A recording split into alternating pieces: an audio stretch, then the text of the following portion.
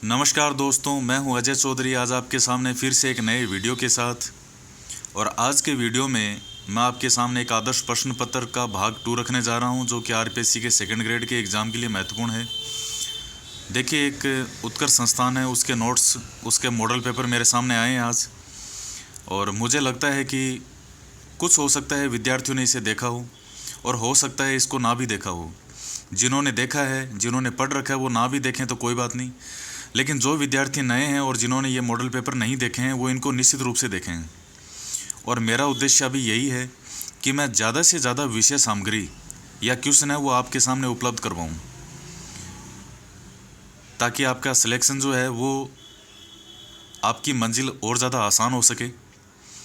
मेरा उद्देश्य है सिर्फ़ और सिर्फ आपका सिलेक्शन करवाना है, और उसके लिए जो भी चीज़ मुझे सही लगेगी वो मैं आपके सामने रखूँगा। तो आइए हम बात करते हैं नेक्स्ट क्वेश्चन के बारे में। पिछले वीडियो में 1 से 50 क्वेश्चन रखे थे, यह है 51 से 100। इस वीडियो में निजीकरण के उद्देश्य क्या हैं? औद्योगिक शांति, कल्याणकारी कार्यों को प्रोत्साहन, तीव्र औद्योगिक विकास और उपयुक्त सभी। इसका राइट आंसर होगा 4, उपयुक्त सभी। निजीकरण के उद्देश्य ये सभी हैं। वस्तु की कीमत व कुल व्यय में समान संबंध हो तथा मांग की कीमत लोच इकाई से कम हो और मांग वक्र बेलोचदार हो, तब वस्तुओं की प्रकृति कैसी होती है? आवश्यक प्रकृति, विलासी प्रकृति, सामान्य प्रकृति और निम्न प्रकृति। तो इसका राइट आंसर होगा ए, आवश्यक प्रकृति। उसके पश्चात क्वेश्चन है, उपभोक्ता की आय और वस्तु की मांग में कैसा संबंध होता है? उपभोक्ता की आय और वस्तु की मांग में कैसा संबंध होता है? राइट आंसर इज है ए, पहला है। उपभोक्ता की आय का श्रेष्ठ वस्तुओं की मांग के साथ सीधा संबंध होता है तथा निकृष्ट वस्तुओं की मांग के साथ विपरीत संबंध होता है।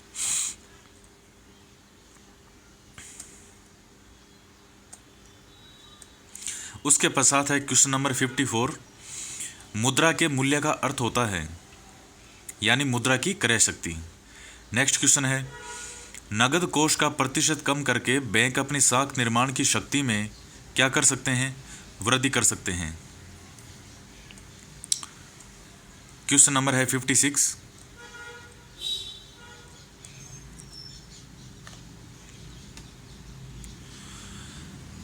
विश्व व्यापार संगठन कब अस्तित्व में आया? 1 जनवरी 1995 को, WTO जो है। Question number 57। भारत में सार्वजनिक क्षेत्र के वाणिज्यिक बैंकों की आजकल मुख्य समस्या क्या है? इनकी गैर निष्पादनकारी परिसंपत्तियों का अग्रिम राशियों से अनुपात बढ़ रहा है। इसकी व्याख्या में क्या लिखा है कि भारत में सार्वजनिक क्षेत्र के वाणिज्यिक बैंकों की आजकल मुख्य समस्या इनकी गैर निष्पादनकारी परिसंपत्तियों का अग्रिम राशियों से अनुपात बढ़ रहा है। क्वेश्चन नंबर 58 है, मुद्रा बैंक का क्या आशय है? तो मुद्रा बैंक का आशय है, यह micro units development refinance agency है। यह छोटे उद्यमियों व छोटा मोटा काम करने वालों को कर्ज देगा, और यह 10 लाख रुपए तक का लोन कम ब्याज पर मुहैया कराएगा। तो यह है मुद्रा बैंक। ये सभी, इससे मतलब है मुद्रा बैंक से। उसके बाद में है क्वेश्चन नंबर 59। भारत में जीडीपी के आकलन के लिए नया आधार वर्ष क्या रखा गया है? ये देखिए, ये बहुत ज़्यादा महत्वपूर्ण क्वेश्चन है, और हर बार इससे संबंधित क्वेश्चन कोई ना कोई ज़रूर आता है। पिछली वैकेंसी की बात और थी, इस वैकेंसी के अंदर हो सकता है आपके सामने यही क्वेश्चन एग्जाम में आपके आ जाए। जीडीपी के आकलन के लिए नया आधार वर्ष है 2011-12। किस उपनिषद में यज्ञ को एक टूटती हुई नौका की तरह बताया गया है? मुंडक उपनिषद में, कि यज्ञ को एक टूटती हुई नौका की तरह बताया गया। देखिए क्वेश्चन है, लेकिन जो आरपीएससी का सेकंड ग्रेड का एसएसटी का एग्ज़ाम है, उसमें इस तरह की संभावना कमी है कि ये यज्ञ को टूटती हुई नौका की तरह, इस टाइप के जो क्वेश्चन हैं, मैंने फिलोसॉफी का अब तक बहुत सारे मॉडल पेपर आपके सामने पेश किए हैं, बहुत सारे। अगर आपने उनको भी अच्छे से कर लिया तो मेरा मानना है कि उनसे बाहर क्वेश्चन आपका नहीं जाएगा। तो इस टाइप के जो क्वेश्चन हैं, अगर आपको ना भी आए तो आपको कोई चिंता करने की आवश्यकता नहीं है। इस तरह के क्वेश्चन कम ही पूछे जाते हैं। 61 नंबर क्वेश्चन है, पूर्ण विवेकशीलता कौन से प्रतिमान द्वारा समर्थित है? प्रशासनिक मानव प्रतिमान, आर्थिक मानव प्रतिमान, सामाजिक मानव प्रतिमान। राइट आंसर है इसका 2, आर्थिक मानव प्रतिमान। तैत्तिरीय उपनिषद में आत्मा के कितने कोष बताए गए हैं? तो आत्मा के 5 कोष बताए गए हैं। आपको मैं बता चुका हूँ, या नहीं भी बताए होंगे। तो 5 कोष हैं, एक के भीतर एक 5 कोष हैं। अन्नमय कोष, प्राणमय कोष, मनोमय कोष, विज्ञानमय कोष और आनंदमय कोष। ये एक के भीतर एक 5 कोष हैं। उसके बाद में हम बात करते हैं, सुकरात ने प्रमुख सद्गुण माना है किसको? विवेक, साहस, संयम, न्याय, ज्ञान। किसको माना है? ज्ञान को प्रमुख सद्गुण माना है इन्होंने। सुकरात ने क्या किया है? जितने भी इनके सद्गुण हैं, विवेक, साहस, संयम, न्याय, उन चारों में प्रधान सद्गुण, उन सबको इस ज्ञान के अंदर ही सम्मिलित कर लिया। इसीलिए सुकरात ने क्या कहा है? ज्ञान ही सद्गुण और सद्गुण ही ज्ञान है। स्टोइक विचारधारा के प्रवर्तक थे जेनो। ये वेस्टर्न फिलोसफी का एक क्वेश्चन है। आरपीएससी के 2nd ग्रेड में जहाँ तक मेरा मानना है, ये स्टोइक विचारधारा के प्रवर्तक थे। इस टाइप का जो क्वेश्चन है, ये एक प्रकार से हम कह सकते हैं कि सिलेबस से थोड़ा सा हटके ये चीज़ है। तो इस तरह के क्वेश्चन कम ही पूछे जाते हैं। और खैर, हमारे सामने एक अच्छा क्वेश्चन आया है, तो आप इसको याद रखें। इस पे ज़्यादा विचार विमर्श करने की आपको आवश्यकता नहीं है कि स्टोइक विचारधारा कौन थी, कहाँ से आई। ठीक है, एक क्वेश्चन आ गया है, बस इसको देख लीजिए आप।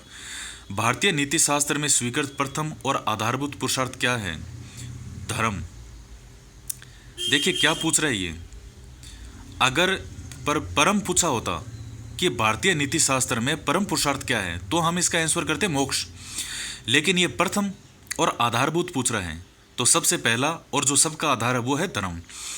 क्वेश्चन नंबर 66 है, निम्नलिखित कथनों में से कौन सा एक गांधी जी के साध्य और साधन के संप्रदाय के लिए सत्य है? तो अहिंसा साधन है और सत्य साधन है। सत्य साध्य है। साधन होता है अपने साध्य को प्राप्ति करने का जो भी मार्ग है। जैसे 2nd ग्रेड के एग्जाम में सिलेक्शन करवाना क्या है? आपका लक्ष्य है, आपका साध्य है। और उस साध्य तक पहुंचने के लिए आप जैसे ये वीडियो देख रहे हैं, अपने नोट्स पढ़ रहे हैं, जहाँ से जो आप मेहनत कर सकते हैं वो आप कर रहे हैं, अच्छी बुक्स ला रहे हैं, उनको पढ़ रहे हैं, तो वो सब साधन हैं। कौन सा बेंथम के सुखवादी आकलन का आयाम नहीं है? तो सुखवादी आकलन में बेंथम ने 7 नियम बताए हैं सुख कलन के सिद्धांत को मापने के लिए कि कौन सा सुख जो है वो कम है या कौन सा सुख ज़्यादा है। तो उपयोगितावाद का मेरा एक वीडियो भी है फिलोसॉफी का, जिसमें बेंथम और मील इन दोनों के बारे में मैंने आपको बताया था, और इनका वीडियो मैंने डिटेल में बताया है। इससे निश्चित रूप से एग्जाम में क्वेश्चन आता भी है, और उस वीडियो से बाहर आपका बेंथम और मील का कोई क्वेश्चन आएगा भी नहीं। वो वीडियो अच्छे से देखिएगा फिलोसॉफी में। अनुत्पादकता, यानी इसका जो 7 सुख कलन के सिद्धांत हैं उसमें तीव्रता, निश्चितता, शुद्धता और उत्पादकता था, ना कि अनुत्पादकता। उपनिषद शब्द का अर्थ क्या होता है? गुरु के समीप निष्ठापूर्वक बैठना, यही होगा इसका। देखिए उपनिषद जो वर्ड होता है, मैं आपको एक चीज़ बता दूं, इसका शाब्दिक अर्थ अगर अलग अलग डिवाइड करें, उप प्लस नी प्लस शद, निकट, श्रद्धा, बैठना, ये इनके अर्थ हैं। उप प्लस नी प्लस शद, निकट, नी का अर्थ होता है श्रद्धा और शद का मतलब होता है बैठना। यानी ज्ञान प्राप्ति के लिए अपने गुरु के समीप, उससे निकट, गुरु के निकट, उससे निम्न आसन पर श्रद्धापूर्वक बैठना, ये होता है शाब्दिक अर्थ। ऋत के वैदिक सिद्धांत का तात्पर्य क्या है? तो विश्व की नियमबद्धता, यही होगा। किस वैश्विक संस्था ने भारत के निर्धनता अनुपात पर अपना अनुमान जारी किया है? वर्ल्ड बैंक के द्वारा। बैंक दर, जिसकी ब्याज दर मानी जाती है जिस पर जनता वाणिज्यिक बैंक से धन उधार लेती है, जिस पर जनता रिजर्व बैंक ऑफ इंडिया से धन उधार लेती है। देखिए एक चीज़ बता दूं आपको कि बैंक दर का तो हम अभी पढ़ लेंगे, किसकी ब्याज दर मानी जाती है। रिजर्व बैंक का आम जनता के साथ डायरेक्ट कोई संपर्क नहीं होता, उसका संपर्क होता है वाणिज्यिक बैंकों के साथ, और हमारा संपर्क होता है इन बैंकों के साथ, वाणिज्यिक बैंकों के साथ। तीसरा है जिस पर वाणिज्यिक bank reserve bank of India से धन उधार लेते हैं, यह है बैंक। बैंक दर मैंने थोड़ी देर पहले चर्चा की थी कि बैंक दर क्या होती है। जिस पर वाणिज्यिक bank reserve bank of India से धन उधार लेते हैं। अर्थव्यवस्था के न्यून व अल्प विकसित ढांचे के कारण बढ़ी हुई जनसंख्या को रोजगार उपलब्ध नहीं होता। यह बेरोजगारी क्या कहलाती है? संरचनात्मक बेरोजगारी। विनिवेश क्या होता है? सरकार के शेयर निजी कंपनियों को बेचना, यह होता है विनिवेश। विनिवेश। जनगणना 2011 के अनुसार भारत की कार्य सहभागिता दर क्या है? 39.8%। समाजशास्त्रियों ने कुछ प्रमुख आधारों पर समूहों का वर्गीकरण किया है। निम्नलिखित में से कौन सा समूह वर्गीकरण का प्रमुख आधार नहीं है? भौगोलिक सीमा, ये नहीं है इसका। 76 नंबर क्वेश्चन है, समाज के क्रमिक विकास के निम्नलिखित स्तरों का कालक्रम क्या है? तो देखिए, सबसे पहले इसमें आएगा जनजातीय समाज, दूसरा ऑप्शन, फिर है कृषि समाज, फिर है औद्योगिक समाज और फिर है उत्तर औद्योगिक समाज। उसके पश्चात है क्वेश्चन नंबर 77। टोटम एक पवित्र धारणा है जो किससे संबंधित है? पेड़ पौधों और जंतुओं से। किन्हीं विशिष्ट उद्देश्यों को लेकर के योजनाबद्ध तरीके से लाए जाने वाले परिवर्तनों को क्या कहते हैं? तो इन्हें कहा जाता है नियोजित परिवर्तन। निम्नलिखित में से अर्जित परिस्थिति का गलत उत्तर बताइए। राजकुमार। अर्जित होता है जो व्यक्ति अर्जित करता है, लेकिन राजकुमार है तो वो अर्जित करने की आवश्यकता ही नहीं है उसको। परिवार सर्वाधिक महत्वपूर्ण है, क्या होगा इसका? प्राथमिक समूह है। वर्ण का निम्न में से उपयुक्त अर्थ क्या है? स्त्रीत्व, वर्ग, जाति और रंग। तो वर्ण का अर्थ होता है रंग। जाति व्यवस्था का मुख्य आधार क्या है? वर्ण व्यवस्था। निम्न में से सामाजिक वर्ग की विशेषता नहीं है? समान सामाजिक परिस्थिति, जन्मजात सदस्यता, समूह का उतार चढ़ाव और वर्ग चेतना। तो जो जन्मजात सदस्यता है वो इसमें नहीं आता। वह धर्म जो परिस्थिति विशेष से संबंधित अस्थायी धर्म है वो क्या होता है? आप धर्म। वह धर्म जो परिस्थिति विशेष से संबंधित अस्थायी धर्म है। आश्रम व्यवस्था के निर्धारण का आधार क्या माना गया है? तो आश्रम व्यवस्था है उसका आयु के आधार पर ही है। ब्रह्मचर्य आश्रम, गृहस्थ आश्रम, वानप्रस्थ आश्रम और संन्यास आश्रम। 0 से 25, फिर 26 से 50, फिर 51 से 75 और फिर 76 से 100। उसके बाद में क्वेश्चन नंबर है 86। प्रभु जाति की अवधारणा किस समाजशास्त्री ने दी? M.N. श्रीनिवास के द्वारा। भारत में सर्वाधिक एड्स रोगी किस राज्य में पाए जाते हैं? महाराष्ट्र में। किस समाजशास्त्री ने सुझाव दिया कि जातिवाद से छुटकारा प्राप्त करने के लिए विभिन्न जातियों में आर्थिक और सांस्कृतिक समानता लाना आवश्यक है? E. कर्वे के द्वारा। पूर्ण निर्धनता व सापेक्ष निर्धनता का उल्लेख किसके द्वारा किया गया? शेपर्ड और वॉस, इनके द्वारा। यज्ञ कराने वाले पुरोहितों को अलंकारों से सुसज्जित कन्यादान को क्या कहते हैं? देव विवाह कहा जाता है इसे। आदिम समाज की विशेषता नहीं है? छोटा आकार, सरल अर्थव्यवस्था, द्वितीयक संबंधों की प्रधानता। तो द्वितीयक संबंधों की प्रधानता है, ये हो जाएगा। यह आदिम समाज की विशेषता नहीं है। सामाजिक समूह तथा सामाजिक श्रेणी में भेद करने के लिए निम्नलिखित में से कौन सा एक महत्वपूर्ण है? राइट आंसर इज बी, पारस्परिक संप्रेषण। डार्विन ने सामाजिक परिवर्तन के लिए किस कारक को उत्तरदायी माना है? जैविकीय, ये माना है डार्विन ने। लोक प्रशासन में सरकार की सभी गतिविधियां शामिल है, चाहे वे विधान शाखा की हो, कार्यकारी शाखा की या सरकार की न्यायिक शाखा की। इस कथन से क्या झलकता है? राइट आंसर इज बी, प्रशासन का व्यापक दृष्टिकोण। Question number 95। पोस्ट कोरब किसका प्रतीक है? प्रशासन की गतिविधियों से संबंधित है। लोक शब्द लगने से इसका अर्थ क्या हो जाता है? सरकार। प्रशासन में लोक शब्द लगने से। लोक प्रशासन के विकास के कार्यकाल 1927 से 37 की विशेषता नहीं है। रॉबर्ट डहेल के निबंध का प्रकाशन ये नहीं है। राजनीति प्रशासन द्विविभागीकरण के विचार को सुदृढ़ीकरण करना, मूल्ययुक्त प्रबंध विज्ञान का विकास की प्रवृत्ति और लोक प्रशासन में निहित लोक अथवा सार्वजनिक पक्ष का परित्याग, ये सब इसकी विशेषताएं हैं और ये नहीं है। उसके बाद में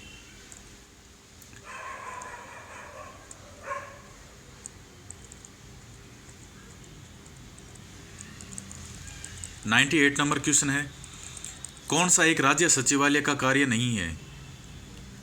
तो राज्य सरकार का बजट तैयार करना, फील्ड एजेंसियों द्वारा नीति व कार्यक्रमों के कार्यान्वयन पर ध्यान देना, नीति क्रियान्वयन के लिए आदेश जारी करना, और विभाग प्रमुखों की नियुक्ति करना, और वेतन प्रशासन की देखरेख करना। तो ये फोर्थ वाला राज्य सचिवालय का कार्य नहीं है। उसके बाद में है क्वेश्चन नंबर 99, राजस्थान में लोकायुक्त का कार्यकाल है 5 वर्ष या 65 वर्ष की आयु, जो भी पहले होता हो। देखिए इस आंसर में गड़बड़ी है, जो भी लिखा गया है सही, जो वीडियो मैंने बनाया था आपका लोकायुक्त के लिए उसमें सिर्फ 5 वर्ष है, 65 वर्ष का जिक्र उसमें नहीं है। पर बाई चांस मान लीजिए एग्जाम में ये ऑप्शन आ जाए तो फिर आप इसी को ही करेंगे, 5 वर्ष या 65 वर्ष। लेकिन सही मायने में 65 वर्ष का प्रावधान है ही नहीं राजस्थान के लोकायुक्त के लिए। मैंने आपको जो यहाँ के लोकायुक्त हैं सज्जन सिंह कोठारी, उनका एग्जाम्पल भी दिया था कि 1950 में उनका जन्म हुआ था और अभी 2017 चल रहा है, तो उनकी एज 67 ईयर है, अभी 67 साल। तो अगर 65 वर्षीय होता तो अभी वो राजस्थान के लोकायुक्त कैसे होते? खैर हम नेक्स्ट बात करते हैं, भारत के लोकपाल के संबंध में कौन सा कथन गलत है? तो लोकपाल के लिए क्या है, इसकी सदस्य की नियुक्ति के लिए न्यूनतम आयु 35 वर्ष आवश्यक है, ये इसमें गलत है। बाकी इसके तीनों ऑप्शन सही हैं, 5 वर्ष या 70 वर्ष ये भी सही है, राष्ट्रपति करेगा चयन समिति की सिफारिश के आधार पर, यह भी सही है, और कार्यकाल के पूर्णता के बाद पुनर्नियुक्ति का प्रावधान नहीं है, ये भी सही है। तो अगर आप लोगों ने मेरा लोकपाल और लोकायुक्त वाला वीडियो देखा है तो ये दोनों क्वेश्चन तो आपके लिए बाएं हाथ का खेल है। तो देखिए मैं फिर कह रहा हूँ, मेरा उद्देश्य एक अच्छे मैटर को जो मुझे अच्छा लगे उसके सामने कम से कम शब्दों में आपके सामने पहुँचाना है। तो ठीक है, इस वीडियो में इतना ही, और नेक्स्ट वीडियो में 101 नंबर से 150 तक के क्वेश्चन मैं आपके सामने उपलब्ध करवाऊँगा। तो मिलते हैं नेक्स्ट वीडियो में। नमस्कार, धन्यवाद, जय हिंद, जय भारत।